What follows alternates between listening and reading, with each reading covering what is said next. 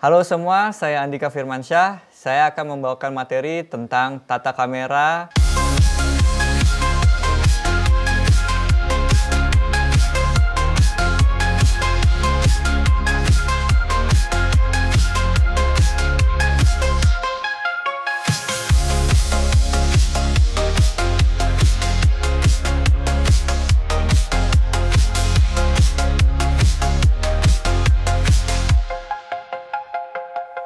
Selanjutnya, ada teknik dasar pengoperasian kamera. Teknik dasar pengoperasian kamera itu ada 3, yaitu angle kamera, type of shot, dan pergerakan kamera atau kamera movement. Apa sih itu angle kamera? Angle kamera adalah sudut pandang pengambilan gambar. Jadi sudut pandangnya seperti apa?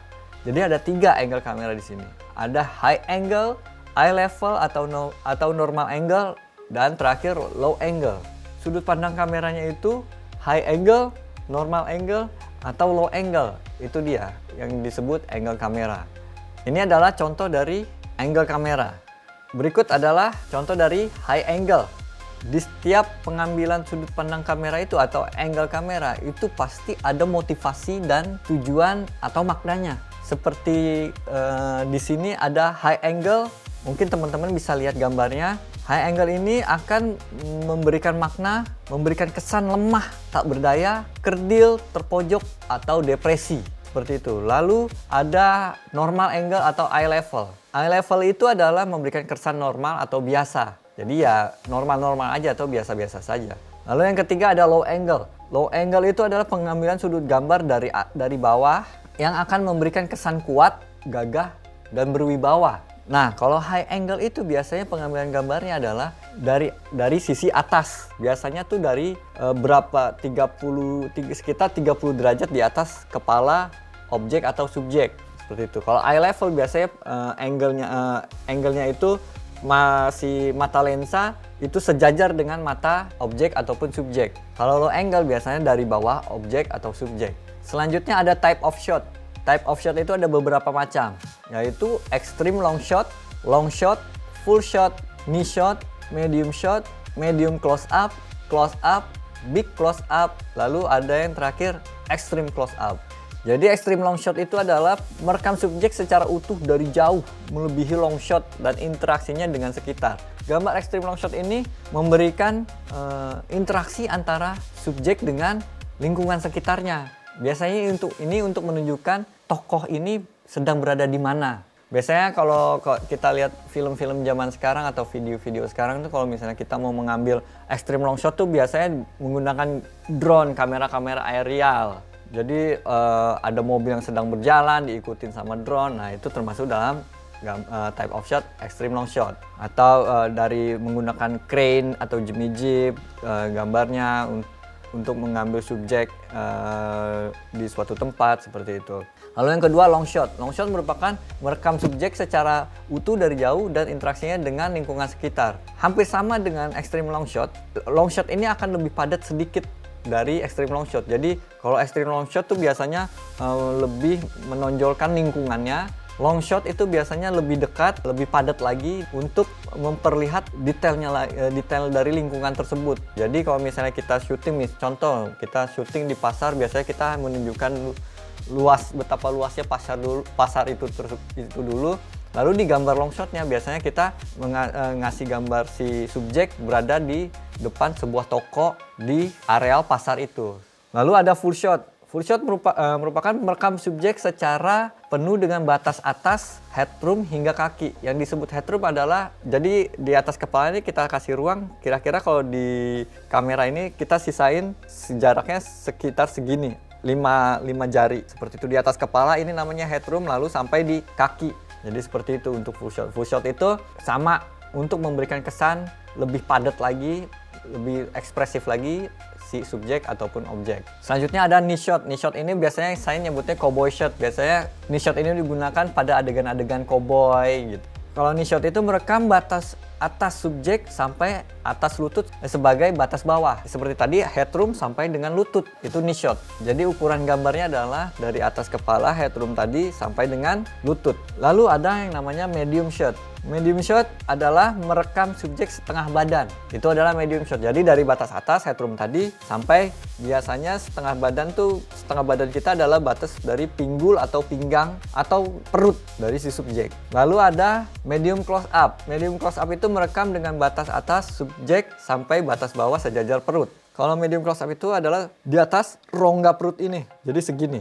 Jadi ada rongga perut nih, perbatasan antara perut dengan tulang rusuk. Nah itu ada di situ batas dari medium close up. Selanjutnya ada close up. Close up itu dari batas atas, padat atas sampai batas bawah siku lengan bahu nih segini. Jadi segini adalah close up. Lalu ada big close up. Big close up merekam padat atau wajah subjek. Nah untuk big close up ini teman-teman tidak perlu menggunakan headroom. Jadi bisa dari mulai dahi sampai ujung dagu. Nah ini adalah big close up. Lalu yang terakhir adalah extreme close up. Extreme close up merekam penuh atau padat lebih terpusat pada sebuah bagian subjek. Contohnya extreme close up adalah teman-teman kalau melihat acara-acara kuliner atau program-program kuliner, kalau lagi makan nih, biasanya yang di shoot adalah mulutnya ketika ingin memasukkan makanan ke dalam mulut. Nah itu adalah extreme close up. Atau teman-teman kalau melihat film-film drama terus ada adegan menangis atau adegan sedih, biasanya yang disorot hanya matanya,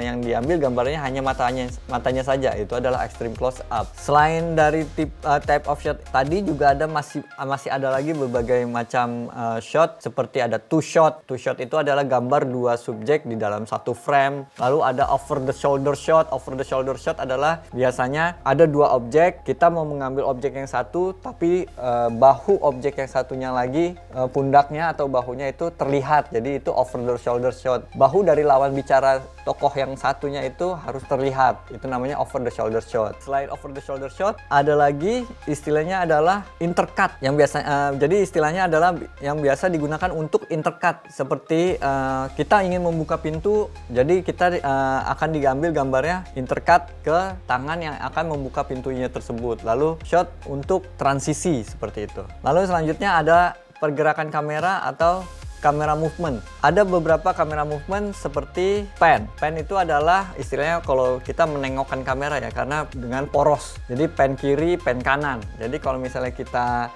menggunakan tripod, kita ada pergerakan yang namanya pan kiri dan pan kanan. Pan kiri itu adalah pergerakan kamera berputar ke kiri. Kalau pan kanan adalah pergerakan kamera berputar ke kanan sesuai dengan poros dari tripod tersebut. Lalu ada tilt up dan tilt down. Tilt up dan tilt down itu adalah tilt adalah mendongak ke atas, tilt up, tilt down adalah mendongak ke bawah dengan poros dari si tripod tersebut. Lalu ada istilah dolly atau track. Nah, ada teman-teman jangan sampai tertukar antara pan dan pan tilt dan dolly dan track. Jadi ada istilah track in, track out. Track in itu adalah bergerak maju, jadi kameranya yang maju. Track out itu kameranya mundur. Lalu ada crab. Crab itu istilahnya untuk track left, track right atau crab left, crab right. Kenapa digunakan istilah crab? Crab itu kan kepiting. Kepiting itu kan jalannya miring.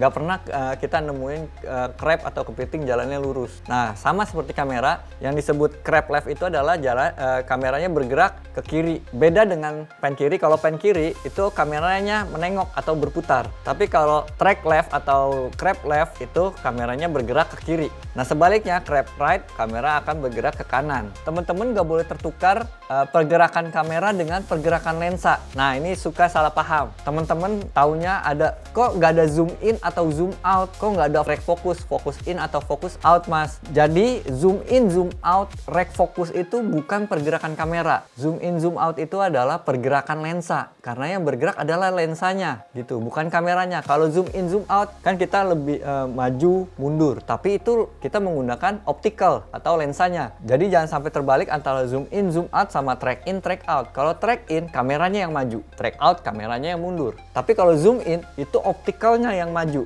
lensanya yang akan maju, yang akan mendekati objek. Kalau zoom out, lensanya yang akan menjauhi objek atau subjek. Seperti itu. Jadi teman-teman nggak boleh tertukar mulai sekarang. Nah, ini dia pergerakan lensa. Ada zoom, ada rec atau change focus. Zoom itu ada dua, zoom in, zoom out. Tadi saya udah jelaskan. Zoom in itu pergerakan optik atau lensa mendekati subjek atau objek. Untuk zoom out kebalikannya. Pergerakan optical atau lensa menjauhi objek atau subjek.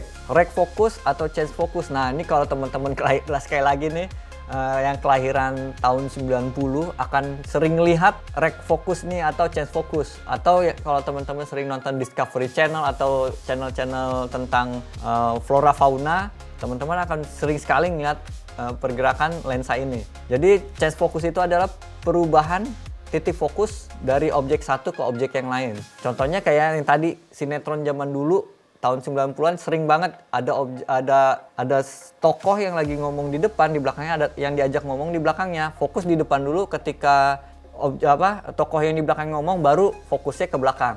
Seperti itu yang namanya change focus. Jadi rec itu atau change focus itu ada dua, ada yang namanya rec in dan rec out. Rec in tadi kalau kita pindah dari fokus di belakang ke fokus di objek yang di depan.